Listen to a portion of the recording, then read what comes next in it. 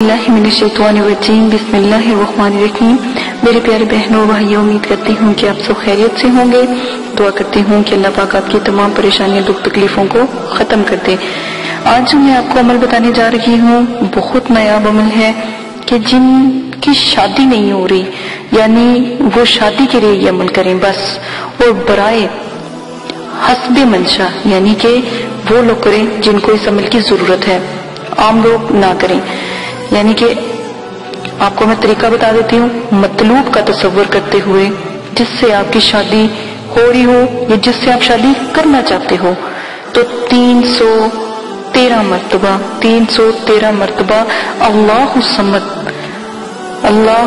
समद और 70 मरतबा सूरह इखलास पढ़कर अल्लाह पाक से दुआ मांगे तो इंशाअल्लाह 3 दिन, 7 दिन, 11 दिन के अंदर अंदर दुआ कबूल हो जाएगी। अल्हम्दुलिल्लाह।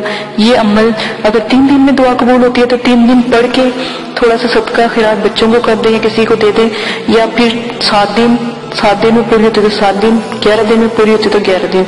ये 3 तरीके हैं इस अमल को करने के। तो इंशाअल्लाह जो भी आपका जो दिल में होगी वो रब सुन लेंगे, लेकिन शरीयत के खिलाफ कोई काम ना करें। और अगर आप सच्चे दिल से किसी को मांग रहे हैं तो इंशाअल्लाह यही अमल, इतना छोटा सा अमल ही काफी है। इजाजत दें, अपना ख्याल रखिएगा। अल्लाह हाफिज।